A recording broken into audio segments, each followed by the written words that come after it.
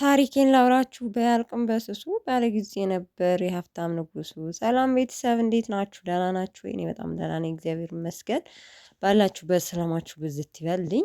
እንግዲህ ብዙዎቻችን ሀይሚና ብሩኬ በዓልን አንድ አይነት ሀበሻ ቀሚስ ለብሰው እንደ ሩታና እንደ አብርሽ እንዲመጡ ነበር ብዙዎቻችን ምኞታችን። ግን ትናንትና በለቀቁት ቪዲዮ ብዙዎቻችሁ እንዴት እንደዚህ ታደርጋለህ? እንዴት ምንም አይነት የይቅርታ መጀመሪያ ጥያቄ ሳታቀርብላት እንዴት ድንገት የቀለበት ፕሮግራም ታዘጋጃለህ? ብለን ብዙዎቻችን ብሩኬ ላይ ማትወርደናል፣ ኮሜንት ሴክሽን ላይ ማለት ነው። ሶ ዛሬ ምንም አይነት እንግዲህ ያንን አይቶ መቼም ዛሬ አበሻ ቀሚስ ቅመምዬ ነይ አብረን እንሂድ ብሎ ወይም አብረን ፎቶ እንዝራ ቪዲዮ እንስራ፣ እኔ እንጂ አላቅም። እንግዲህ ምሽቱን አላቅም። ብቻ ግን እኔ በነገራችን ላይ በአለም ብሩኬና ሀይሚ አንድ አይነት አበሻ ቀሚስ ለብሰው ይመጣሉ። እንዲመጡም ታረቁልን ስል ነበር፣ ሰምታችሁ ከሆነ ከቪዲዮ ላይ በተደጋጋሚ ስሰራ ማለት ነው። እና እስካሁን እንግዲህ ቡራዬ ቲክታክ ላይ ከአንድ ወንድሙ ጋር ብቅ ብሏል።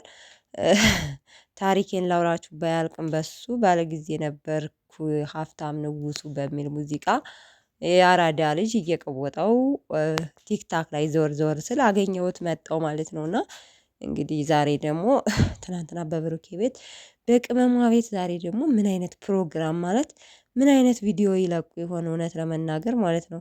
በዓልን አብረው ነው የሚያሳልፉት ወይስ እንዴት ነው? እውነት ማለት ደስ የሚለው ከአብረው እንትን ካሉበት ቤት በቃ ቅመሟ አዘጋጅታ ሬዲ አድርጋ በዓልን አብረው ወይም ደግሞ ከነሙሽ ጋር ምናምን ሁሌ እንደሚያሳልፉት ይልላችሁ እንደዛ ነበረ ማለት የብዙዎቻችን ምኞት።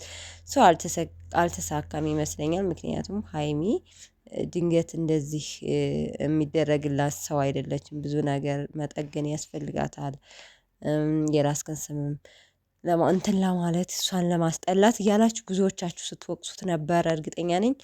ኮሜንትም አይቱ በጣም ነው እሱ ራሱ እንትን የሚለው በጣም ነው እንትን የሚለው ማለት ነው። ለማንኛውም እስኪ እንጠብቃቸዋለን። ዛሬ በቅመማ ቤት ነው ይመጣሉ፣ እርግጠኛ ነኝ ማለት ነው ይመጣሉ። እና ሀብ በዚህ አጋጣሚ መቼም አንድ አይነት ሀበሻ ቀሚስ አልብሳቸው እንደሚመጡ እርግጠኛ ነኝ።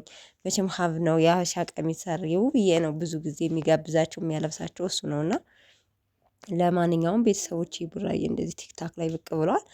ቅመሟን እስካሁን አላየዋትም ማለት ነው፣ አላየዋትም። ንፍቅ የምትለው ነገርስ እናንተዬ